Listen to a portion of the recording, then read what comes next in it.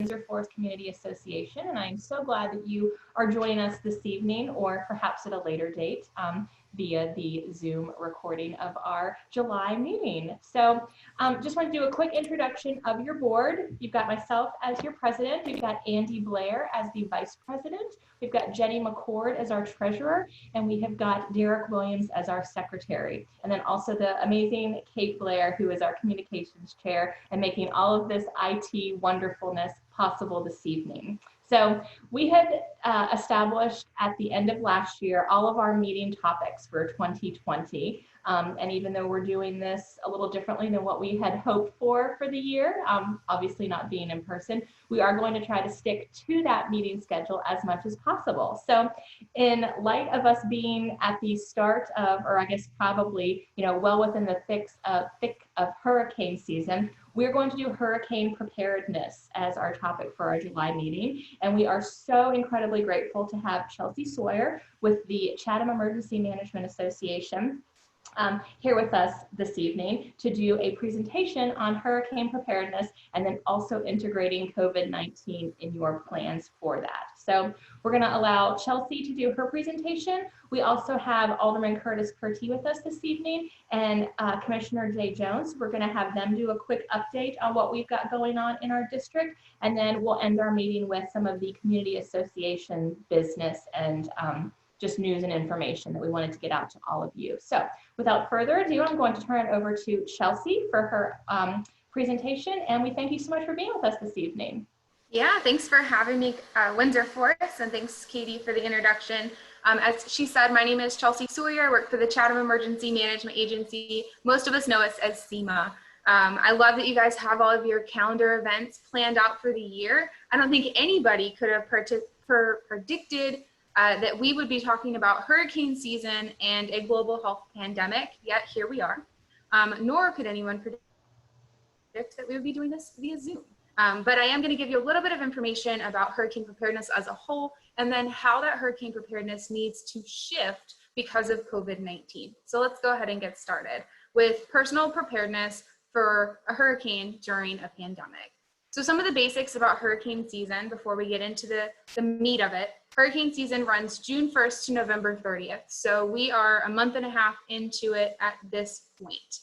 And it goes all the way until that pretty much December. Hurricanes are classified into 5 different categories, and those are based on wind speed only. There's a lot of times people don't really understand that it's only based on wind speeds. Tropical systems form over warm ocean waters, which makes sense that hurricane season is then June 1st to November 30th, some of the warmest time of the year, specifically in the Atlantic Ocean. This warm water is actually fuel for our hurricanes, and that's what adds to the complexity of them. Peak hurricane season is not only a time frame, but they nail it down to a specific day of September the 10th. So I always think it's a little funny to joke that I started working at CEMA on September the 12th, and then 3 weeks later we had Hurricane Matthew, the first hurricane in 30 years. But September 10th is that peak hurricane season. Hurricane size, now these tropical storms can be hundreds of miles wide, or they can be incredibly small, and that plays a huge role in how deadly that hurricane can actually be. The larger storms may look a little bit scary, but it depends on the type of weather that goes along with them that makes them the most deadly or not. All right, so the primary threats from hurricanes, there's really 4 within Chatham County. Strong winds, I feel like that's a given because of our tree canopy, because of everything that we've got going on in Chatham County. Strong winds are a huge threat. Tornadoes are actually one of the larger threats when it comes to a hurricane, and many people don't associate the two together. Storm surge is in fact the largest threat to Chatham County when it comes to our hurricanes, and we'll talk about what storm surge is and how that's different than heavy flooding and rainfall. So let's start with tornadoes. So a majority of our tropical cyclones, which is just a fancy term for a hurricane or a tropical storm, produce at least 1 tornado. So tornadoes can occur for multiple days after landfall. So don't think that just because the storm is gone, that the threats are gone. Tornadoes, there's still disruption disruptive air in the atmosphere, and tornadoes can absolutely occur in that. In general, tornadoes and tropical cyclones are pretty short-lived. So they're not the 15-minute long tornadoes that you'll see in the Midwest. A lot of these will form, come down, go back up in less than 2 or 3 minutes. And the majority of those tornadoes are going to occur in the front right-hand quadrant of a tropical cyclone. So let's explore that just a little bit more. So when we talk about a tropical cyclone, they move in a counterclockwise motion.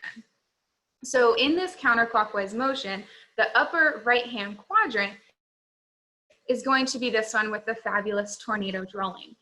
So when you're thinking about a storm as a direct hit, if it were to directly hit Chatham County, the threat for tornadoes would actually be up above, maybe hitting towards Beaufort or towards Jasper, or maybe even to other portions of South Carolina. The eye of the storm would be over top of Chatham County. So if we get a direct hit, we might have less tornadoes. Storm surge. Now, storm surge is, as I said, the largest threat in Chatham County because of our waterways, our interconnected ways. There's so many different reasons that storm surge is a huge threat, but let's talk about what it actually is. These images to me are always very impactful. They are from New Orleans, I believe, and the top photo is a picture of a home before Hurricane Katrina, and then the bottom is just a few days after Hurricane Katrina. Most people will assume that that is from a tornado. It's not. It's actually from storm surge, and you can tell because of the dead grass that is with it. So when you have salt water that rises from the ocean onto land, it's going to kill everything in its path because it is every vegetation in its path, because it's that salt water that's not used to being wet on land. So storm surge is that abnormal rise of sea level generated by storm-driven winds. So if you have a large storm, you're going to start to see disruption in the ocean waters, and it's going to continue to push and pull those general tide cycles. So every day we have high tides and low tides. Storm surge will affect those tides and push them in even farther than they really go before. But let me explain this a little bit differently. So we talked about how tropical cyclones move in this counterclockwise motion. So let's talk about Hurricane Irma. When Hurricane Irma was coming up the coast, it was following through the center of Florida and starting to push into portions of Georgia. Now what we saw was the Tampa Bay was actually pulling water out of that bay and actually making it so that you could walk out for miles where you had never been able to walk before. So people were taking the opportunity to walk out into the Tampa Bay. But that water was being pulled out of that bay and being pushed into other locations because of that cyclical motion. So water was being pulled and pushed, and that's why we started to see some of the storm surge that we saw here in Chatham County. That water was pulled out of other areas and pushed into other different waterways along the East Coast and up the East Coast. So I hope that gives you a little bit of perspective of what that storm surge actually does. So let's look at this video here. So this is our slope line. You can see we don't have a very steep slope line here in Chatham County. We've got a very gradual one, which makes it a lot easier for storm surge to continue to rise up. So you've got natural waves that will start to come in, whereas usually they'll stop about halfway up the screen. Now they're starting to push farther and farther and farther inland. So not only do you have your storm surge that's rising, maybe an additional 6 feet that it usually isn't, but now you've got these waves that are crashing on top of it. It doesn't take much or really a large storm to produce storm surge here in Chatham County. So factors that influence storm surge: storm intensity. The stronger the winds, the higher the storm surge. So if it's a big storm that's a Category 5, it has the potential to produce much stronger storm surge, much higher storm surge.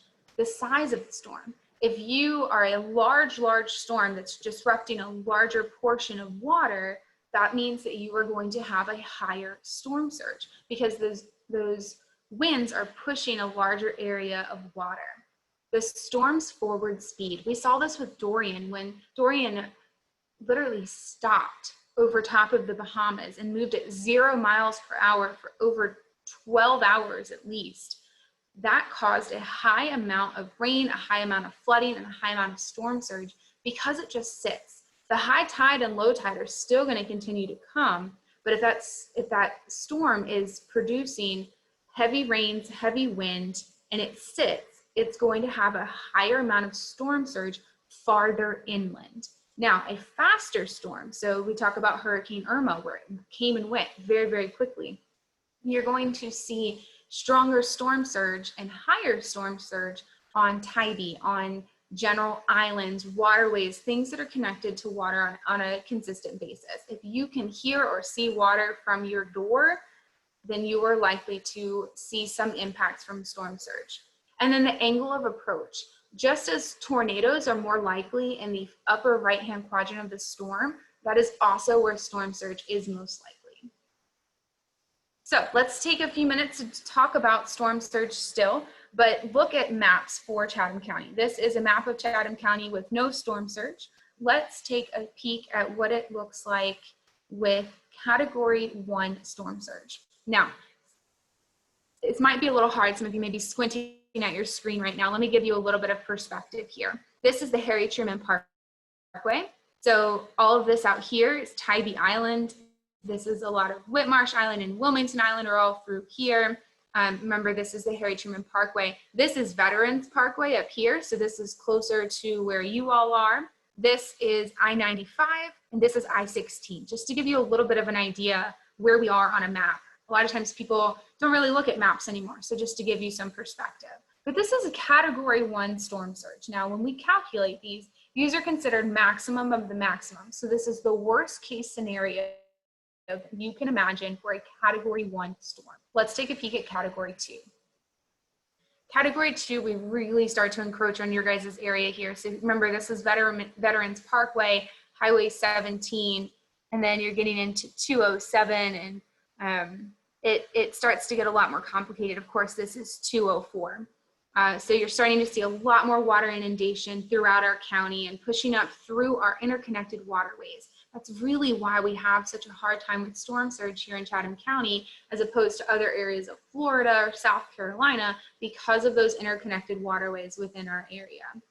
That's a Category 2. Let's take it to a Category 3. Category 3 is absolutely catastrophic for our county. You think this is I-16, the main way in and out of Chatham County. It's now going to be covered in water.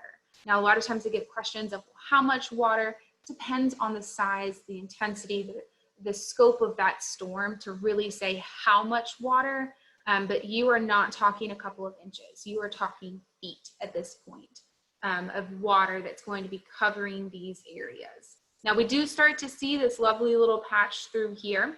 It's always one of my favorite questions to ask in a live presentation. What is that? It's actually Hunter Army Airfield, part of downtown Savannah, and parts of Bull Street. They're actually going to be this portion, this dry portion. They built Hunter Army Airfield higher, which makes sense because of the time frame that it was built. But Category 3 is pretty detrimental to our community. Let's take a look at Category 4. Category 4, you start to notice another piece over here that's dry land. That's actually going to be the Savannah Hilton Head International Airport. So when you're looking at two areas in the county that you would want to build an emergency operations center, those would be the two. It's the highest ground. It makes it a lot easier. Now, I will say that if you've got friends or family that live in these two areas and we are predicting a large storm that's going to have a lot of storm surge, not only are you going to have a lot of people flee to these general areas, but you're going to have a lot of animals. You're going to have a lot of wildlife that are going to be displaced that are also going to flee to those areas. So just be aware, be on the lookout, that that's really not going to be the safest place for you to be staying. That's a Category 4. Let's take a look at Category 5. Really not a huge difference. A lot of times people will tell me in my profession or in my personal life, because of what I do, they'll say, you know what, I would really consider evacuating if it was a Category 5, but anything less than that, I really wouldn't pay much attention to it. You all have to realize and ask the questions. Is it a storm surge storm? And if it is, that is life safety, huge issue. You need to evacuate. You need to heed those warnings from the Chatham County Commission. I just want to give that as just an aside. So we talked about storm surge and how that's the rising water from the oceans that's kind of pushing inland. Now, how is that different than regular heavy rainfall that we see on a consistent basis? You guys know in Windsor Forest, when it rains really hard in the city of Savannah, it will flood. There is no doubt about it. Heavy flooding is a huge concern within our community for a lot of different reasons. But you think about Hurricane Harvey in Houston in 2018, the storm did not stop. It just continued to pour buckets and buckets of rain on top of this community. If that were to happen here in Chatham County, here in the city of Savannah, we could see something that's very similar to these images here. Weaker systems can actually produce more rainfall and more flooding than hurricanes. So if you hear of a smaller system, we think Tropical Storm Hermine or Tropical Storm Julia, both happened in 2016, produced very, very heavy amounts of rain. So something to think about is if your home is likely to flood or your streets are likely to flood because of general rain, you may need to also be aware that during a weaker storm, a tropical storm or a low category hurricane, you could see some significant flooding. The size of the storm also matters. If it's a bigger storm that is a low category, you could definitely see some issues. And then of course, forward motion makes sense. If it stalls over top of our city for an extended period of time, we're going to see some major flooding. Now, I like to get on my high horse just for a second when I talk about the National Hurricane Center's cone of uncertainty. We see this picture plastered everywhere during hurricane season, during a storm that could or could not be coming towards Chatham County. A lot of times people will post it and have sad faces or laughing faces saying, oh, it's coming here, or oh, it's not coming here. I really, really, really want you guys to pay attention to what this cone actually tells you. This cone only tells you where the eye of the storm may be going. So they are saying in this prediction that anywhere in this cone is where the eye of the storm, the absolute center of the storm. A lot of people will assume that this is what they're projecting as the center of the storm. It's not. So the center of the storm could come all the way over here, or it could be what we call a fish storm and stay all the way over here. The eye of the storm will actually only fall in this cone 60% of the time. So National Hurricane Center isn't perfect. It will only fall in here 60% of the time. This storm or this track does not tell you the size of the storm. A lot of people will assume that this is where the size of the storm, this is where the effects are going to be. In fact, it could be far outside of this. So you think Dorian, huge storm, Category 5 storm, devastated the Bahamas. It was actually much larger and affected a much broader area than this section right here. The intensity of the storm, it does not tell you that. It does not tell you how bad the storm is going to be, and it does not tell you projected impacts to our area. So please, please, please keep in mind that when you're sharing this graphic, you need to have a caveat with it. It does not tell you everything that you would need to know or whether or not it's coming here.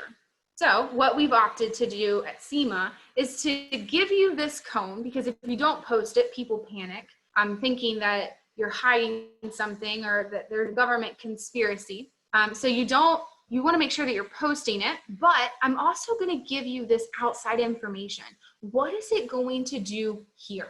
So we're going to give you your time stamp, your date stamp. We're going to tell you any watches or warnings that are in effect right at that moment. We're going to tell you what you can expect. Is it tropical storm force winds, the amount of rainfall that we could see, and then that storm surge, if we're going to see it. Any threats that are possible, we will categorize into some section here. Sometimes it's tornadoes, sometimes it's rip currents, whatever that threat is going to go in those little buckets. So make sure that you're paying attention to CEMA's social media pages. That will make your life a lot easier. All right, so family emergency planning. There are 5 things that I really want you to think about when it comes to emergency preparedness. 1, how will I receive emergency alerts? 2, what is my shelter in place plan? Not every hurricane, not every tropical storm are we going to evacuate. Are you safe in your home? Are you ready to stay in your home? And what is that going to look like? What is my evacuation plan? You need to have one. Even if you say, I will never evacuate, you need to have a plan. You need to make sure that you're ready to go if the time is right to do so. When are you going to leave? Where are you going to go? How are you going to get there? Have those conversations with your friends, with your family. Make that determination now. Please don't wait any longer. We are already a month and a half into hurricane season. And with the way that 2020 is going, I really don't want to mess around. So if there's anything that we can do to be a little bit more prepared, that's what I want to do. What is your family and household communications plan? And then what supplies do you need? So how to receive emergency alerts. We have text message alerts that you can sign up for today if you go to chathamemergency.org. We're not the only people that have alerts out there. There are all kinds of systems that are in place. You can sign up for a media organization. You could sign up for a City of Savannah alerts or anything that they have in place. Pay attention, make sure that you're informed. There's nothing worse in our day and age than being an uninformed citizen. Speaking of uninformed citizens, one of the largest struggles that I have during a hurricane is people not knowing their evacuation zone. So we start to call for evacuation orders and people are texting me or calling me or messaging us on Facebook, hey, what evacuation zone am I in? I want to make it perfectly clear, you all are in evacuation zone B, but evacuation zone A is at Harry Truman Parkway east to the coast. The evacuation zone B is Harry Truman Parkway west to I-95. And then evacuation zone C is I-95 all the way to the county border. Make sure that you know which zone you live in, you work in, your friends live in, and they work in so that you can help facilitate this and make it that much easier. With our evacuation zones also comes evacuation terminology. Make sure that you understand the difference. An evacuation order is a general statement used to encourage and urge residents to evacuate the target area. A mandatory evacuation order is an executive directive from the Chatham County Chairman and the Chatham County Commission requiring all residents, visitors, businesses, anybody in that target area to evacuate. Personal discretion is not an option. You need to evacuate that target area. Keep in mind that if we have a mandatory evacuation order in effect and we've reached sustained tropical storm force winds, the CEMA director and the Chatham County Commission will recommend that all emergency services be pulled offline. What does that mean for you? That means that if you were stuck at home, if you're at home, you decided to stay, you're stuck, your family member has a heart attack, your family member falls down the stairs and needs an ambulance, those emergency services are not going to be available. So keep in mind that if you choose to stay, you need to be 100% sustainable. It's not safe for them to put those emergency vehicles out on the road in high winds for them to topple over. It could also be an extended period of time after the storm for them to be able to get to you because of downed trees, because of debris, because of other challenges. So when we say mandatory evacuation order, you need to heed those warnings. Hurricane registry. For those that cannot afford to be able to evacuate and have some sort of functional access or medical needs and need assistance evacuating, there is a process available for them through the Coastal Health District and the Public Health Department. They have a fantastic program that will help you evacuate. If you know someone that needs this assistance, please encourage them to apply today. With public health and the way that things are going with COVID-19, there will be a delay in getting people on this registry. So please, please, please do not wait until the last minute. We don't want anybody left behind that wants to be able to evacuate. The evacuation assembly area is our government-assisted hurricane evacuation transportation option. These individuals will be going to a public shelter. We'll talk about what that looks like. Anybody can take a Chatham area transit bus to the Savannah Civic Center be put on a bus and taken to Inland County Shelter. This is still going to be a service that will be provided even during COVID-19. And let's talk about what that's actually going to look like. So we talked about this process. These slides are pulled directly from a presentation about emergency management and how to plan for COVID-19. So our operations with the evacuation assembly area is to assume that every single person that enters that facility is COVID positive. So we're recommending that we operate over 2 entire days, which means that we're going to have to start that operation earlier than usual. We're going to coordinate with Chatham Area Transit to ensure that we space out ridership so that we can allow people to physically or social distance. We're going to have additional buses because we're only filling those buses at half capacity. So the seat in front of you and the seat behind you are going to remain empty so that we can maintain that physical distance. We're going to have a new electronic registration system, and we recognize that not everybody is going to be able to wear a mask. Masks are going to be required at the evacuation assembly area, and we will provide them for you. Everyone is going to receive a surgical mask that they will be required to wear at all times. We do recognize that some people cannot physically wear a mask because of a health condition. For those residents, they are going to be able to use a plexiglass barrier for their registration, and they'll be placed in line with other individuals that cannot wear masks for those reasons. So the logistics, of course, we've got to purchase these surgical masks for everyone, and we're going to purchase additional cleaning and sanitation supplies to ensure that everything is ready to go. So everyone over the age of 2 is going to have those surgical masks. We will have children's surgical masks. If you try to put an adult-sized surgical mask on a 2-year-old or a 5-year-old, you're going to struggle. So we did purchase some child-sized masks. We're going to be screening our emergency or our EAA staff, and we're going to sanitize that facility every single hour. All right, back to what you guys can do. Family communications plan. This is very, very important for you to go ahead and start planning, collect information, contact information for your friends, your family, important offices that you would need to be able to contact both here and in your evacuation destination.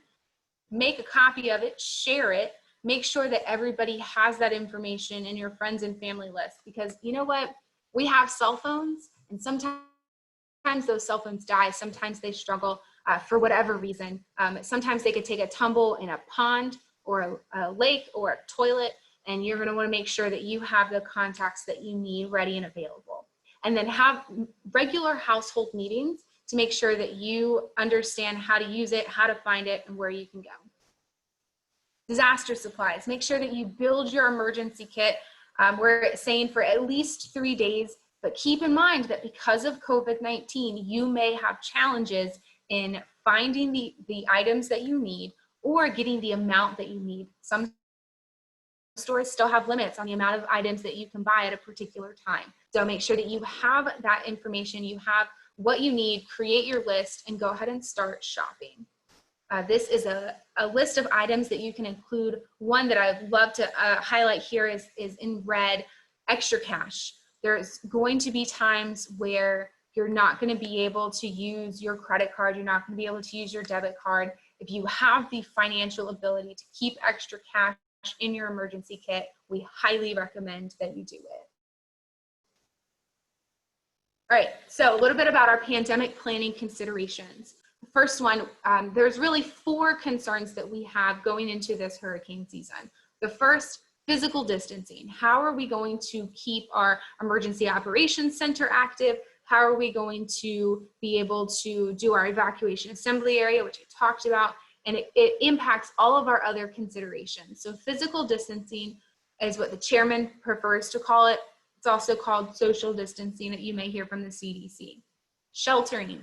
There's multiple different types of sheltering that we have to really worry about and concern ourselves over. There's evacuation sheltering, general population sheltering after storm when we bring residents back in, and then critical workforce sheltering, which is for our employees to be able to show up to work. We can't go home if it's a hurricane situation. We have to stay where we work, and that presents some challenges as well. Resources. there is such a demand for resources, the same across the entire country. Where are we going to get these masks from? How are we going to take temperatures? Where are we going to get these cleaning supplies from when they're still missing on a lot of these shelves? And then lastly, outreach. Just like what I'm doing right now, how are we explaining to our residents, how are we explaining to our staff what we're doing, why we're doing it, and how we're going to make it happen? Sheltering. There are some considerable limitations. So across the board, the American Red Cross and the state of Georgia American Red Cross have made some pretty drastic changes that are both for the safety of their residents within the shelter, but very challenging for us to be able to figure out how we're going to make it work. So Red Cross is only going to be providing cots and comfort kits for 10% of shelter residents. Our planning assumption for sheltering residents in an evacuation zone is 4,000. It's a planning assumption based on a lot of people that are smarter than me that create these planning assumptions, but 4,000. And they're only providing for 10%. That is a huge challenge for us. So as a county, we don't feel comfortable sending people to evacuate and not providing a cot for them to sleep on. So we're looking at finding a way to purchase cots, to have some sort of solution so that every client, every individual that steps into that shelter will have a cot. Blankets, they're only looking at providing 20% of 20% of shelter residents blankets. So we're looking at trying to procure blankets as well. They're limiting shelters to 50 people, regardless of shelter size or physical distancing. So when we were talking about 4,000 people that need to evacuate, and they're limiting them to 50 people per shelter, that can certainly be a challenge. And trying to identify shelter, trying to identify staff, and the cots to be able to put them out. All shelters this year are going to require 110 square feet of space per person. Now, previously it was 40 square feet per person. So everybody will be spread out much, much more. And then we're going to be screening all of the staff before they come in to make sure that they aren't the ones that are going to be causing concerns within our shelters. A little bit more about sheltering. We do have current agreements in place. We've evacuated to Augusta, Richmond County for the last several hurricanes that we've had, but they are really limited this year in what they can provide. They're actually only going to be providing a fourth of what they've been able to provide before because of the challenges of COVID-19. So we're looking at identifying alternative locations, and we have 2 that are already lined up and ready to go. We're looking at providing surgical masks for people within the shelter and looking at following CDC guidelines and American Red Cross guidelines to make sure that we are as good to go as possible. And then one last piece when it comes to hurricanes and this process is decision-making, timing, and the execution of evacuations. Everybody always wants to know what CEMA's plans are, what are we gonna do? And most of the time when the storm is still out towards Florida, they're asking, what are we gonna do? And what are those evacuation decisions going to look like? So we have what we call our hurricane operational timeline. And there's a set amount of hours for every single decision-making point. This year, because of COVID-19, to give our administrative staff a little bit more time, we're adding 4 hours to that decision-making arc to make sure that we have enough time to make appropriate decisions. That was a lot of information, and I'm pretty confident I went over my time slot, but I'm very passionate about what I do, you can tell, hopefully. But I would love to entertain any questions if anyone has any that have come in. So Chelsea, we are monitoring our Facebook page, and we don't have any questions as of yet. So it can keep you on for a couple more minutes in case anybody does have questions. Please feel free to write in. But oh good, lots of comments, lots of great information. You know, obviously we know that this information is not meant to scare, but it's meant to educate and prepare. I think that's absolutely. That's the most important thing. That's the biggest takeaway, I would say, is just to make sure that you are educated on your zone, obviously, on your communication plan, on your needs, if you decide to shelter in place, if you decide to evacuate, and then just be mindful that this is happening. You know, obviously we've we've had storm for the past several years. So just preparedness. I know that it always comes around probably sooner than any of us want it to, but just be prepared, because likely we are going to be faced with some kind of situation where you're going to have to make decisions about your safety and your loved one's safety. So yes, that was wonderful. Thank you so very much. We truly appreciate your time, your talents, and all of your knowledge on this. Thank you. I've got to run, but thank you guys so much for having me. If you ever have any questions, please don't hesitate to reach out to our office. We would love to answer them. Thanks, Perfect. guys. Thank you so much. And for our residents and members, we will have Chelsea's contact information on our website or Facebook page, as well as the CEMA contact information. So, oh yes, and you're getting comments of excellent presentation. So thank you so much again, Chelsea. Have a great night, and we appreciate all of your time. All right, thanks, guys. Bye. All right, so we are going to continue on. We have got our Alderman Kurtis Purtee. So Alderman, if you have any news or information or updates for us, we would love to hear. It's going to be really quick. I'm not going to take up much of your time. I'm still at my other job tonight, so it's been kind of a long day. I'm glad Chelsea had the opportunity to be on there today. CEMA is a valuable partner, and they're the lead agency when we have something, hurricane season, you know, this time of year that's prevalent for us, and it's very odd right now because of the pandemic. So we're battling two things at once. If we get a major storm, we've really got some neat out of the box thinking we have to do at the city level and at the county level. So moving on, yes, recycling and yard waste is still a thing. It's happening. It's out there. It's just that the city is still backed up. I've still voiced my concerns and opinions. We're getting there slowly but surely. So some folks have said that they notice that there's some trees that need to be trimmed, and they're not being trimmed on a regular rotation. With the yard waste being on a little bit of a backlog, the tree trimming is also going to be on a backlog. So we're still a little bit behind there. Traffic calming, Mason Sheffield has been nominated and is now sitting on our traffic calming committee. So kudos to him for stepping up and doing that. We tried a couple things outside of the committee. I got a hold of our chief of police and had them put the speed limit sign over on Largo. We had it on Stillwood. We're going to be rotating that speed limit sign around the electronic one to remind folks to slow down. If anybody saw yesterday, we had a traffic fatality in the district on Coffee Bluff Road. 24-year-old young man lost control of the car and ended up getting into a wreck. So we're trying to do what we can to slow people down and trying the quick fixes now, but looking at long-term fixes here in the future. So the only other thing I have is Savannah Country Day School passed their rezoning. We worked out an agreement with them that they're going to remain in the community for 15 years, and any projects of great value or anything that's going to be of any significance will have to go to community input in order for Savannah Country Day to be able to, you know, build a 2-story building or do something that will change the scope of the school. After talking to the headmaster and their attorneys, it looks like what they're trying to do is just become compliant. And I explained to them that our neighborhood in Windsor Forest, we do not want to change. We don't want to be looking at any 2-story buildings from the road. We don't want to have more traffic, and we want a good community partner. So we're trying some innovative programs with Savannah Country Day as well to see what they can do in partnership with our community. But that's all I've got for right now. We've got more stuff coming up. City council meeting, not this week, but next. We're still looking at a city manager. We've got our executive meetings with all of city council this week. So we're moving full steam ahead. I'm getting a little sleep, but I'm enjoying it. And I've been out in the community talking to folks. One of the biggest concerns we have right now are the drainage issues.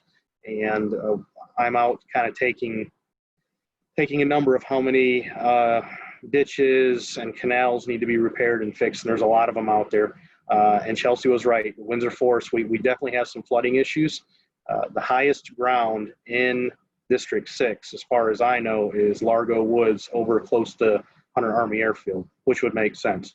So we're going to try to get as much as we can get done the next couple months, hopefully without hurricanes affecting us. So that's all I have. All right, great. Thank you so much, Alderman. We really appreciate your time as well. Thank you. And, Thank you. you know, obviously you are available via your Facebook page, email. Facebook page, email, cell phone, 912-346-3305. Again, that's 912-346-3305. Facebook, email, city email, Purtee at savannahga.gov. And I also have a website, district6 savannah.com. So it's district, the number 6, savannah.com. Okay, great. And then I think, you know, obviously, I'm sure we've all noticed the trash recycling lag, the yard debris pickup lag.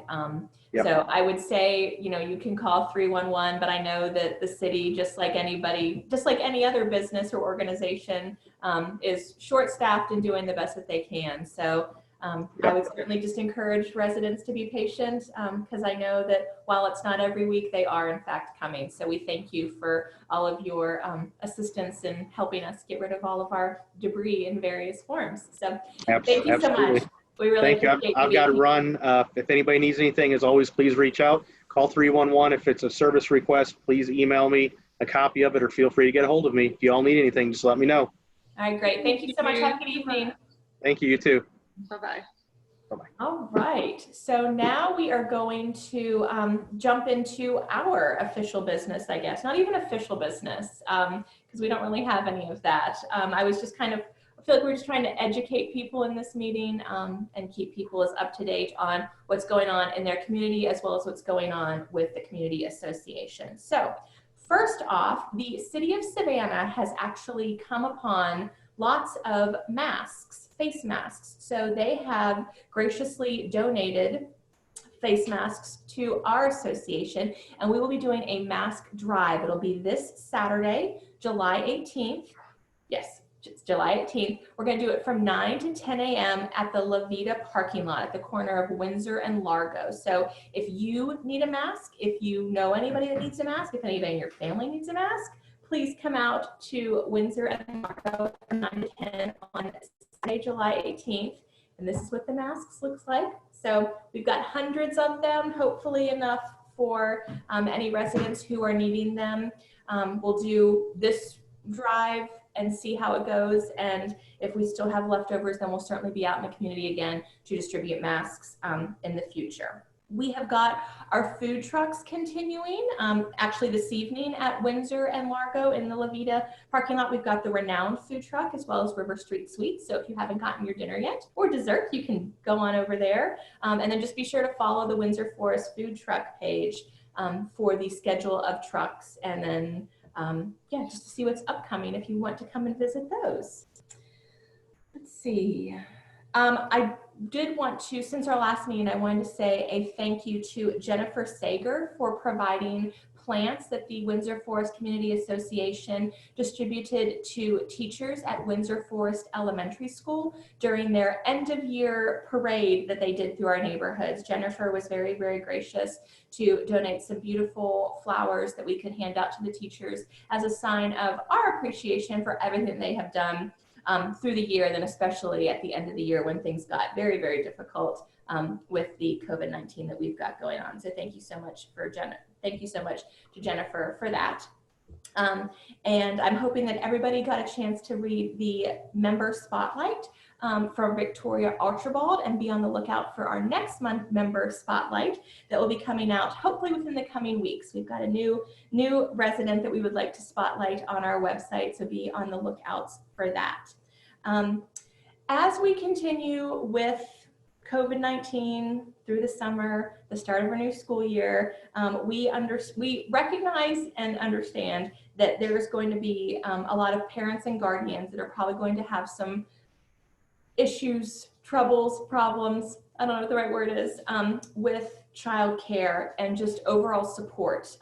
If the school board does in fact decide that school is going to be done virtually and children are going to be at home and not in the classrooms, we understand that that can provide certainly a stress to a lot of families. So we're going to start a parents Facebook page, a parents group for parents who are in the neighborhood who need support, information, childcare, teaching assistance.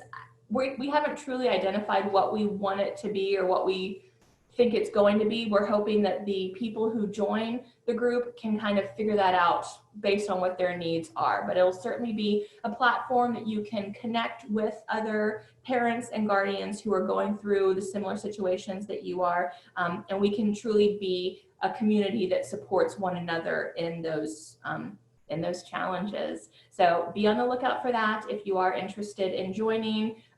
We're going to put some parameters on it, obviously, to keep everybody safe and secure since children are involved. So we're looking to get that established, and we'll take any input that people have in regards to that. But you can find a link to that on our website as well as our Facebook page. Let's see, anybody, continuing what we've said over the past couple of months, if anybody needs assistance during this time frame, you have neighbors who are wanting and willing to help. So please reach out to us. We can certainly put you in contact with anybody that can assist you. If it's grocery shopping, if it's, you know, supplies, medical needs, anything like that, trips or rides to appointments, rides to get COVID tested, you know, all of those different things. You have neighbors who are wanting to help. So if you are needing assistance, just let us know and we can certainly help to navigate that for you. And let's see, finally, we have started, the Windsor Forest Community Association has started a book club. We posted, I guess it was at the beginning of June, probably, when the unrest started within our country on racial and social issues. We started throwing around the idea of doing a book club. So we are reading the book White Fragility by Robin DiAngelo. We are going to be meeting bi-monthly, Thursdays at 8 p.m. If you are interested in joining this book club, you can go to our website or our Facebook page. There's a link there that you can fill out a registration form. We are meeting via Zoom call on Thursday. Here's the book. Can I see that? So Thursdays at 8 bi-monthly, and when you register, that is when you will get the Zoom invite to be a part of that. You know, obviously we are a thriving, diverse community, and so we wanted to make sure that we are equipping all of our neighbors to be educated and embrace our racial biases and to recognize them, understand them, embrace them, and then know how to go out in the community and be a better neighbor, be a better person, because you have that knowledge. And we all know knowledge is power. So if anybody's interested in joining that book club, we had our first meeting last Thursday. It was really just kind of an intro, get to know each other, kind of figure out what all of our backgrounds were. So you haven't missed anything yet. Our next meeting will be on, what's that Thursday? July 23rd, I think, is that the next Thursday. So yes, and I think that is all I have. We still have money that we've been collecting from the food trucks for first responders, frontline workers. So we are still continuing to feed those groups of people, and we thank everybody for their donations that they have so graciously given. We will be at the mask drive on Saturday morning. If you'd like to come get a mask, if you'd just like to come out and meet us, hear any information about the Windsor Forest Community Association, we're certainly happy to share any of that with you. And do we have any other questions from our Facebook page? Anybody watching online? All right. Well, I didn't call this meeting to order, but I guess I will go ahead and adjourn this meeting. Again, you can visit our website, you can visit our Facebook, you can email us at ourwindsorforest@gmail.com if you have questions, if you need anything, and we look forward to seeing everybody, obviously, you know, day to day throughout the neighborhood, but back in September. Wow, it'll be September, our next meeting, and we look forward to sharing more information with you at that time. So hope everybody has a wonderful evening, and we thank you so much for joining us.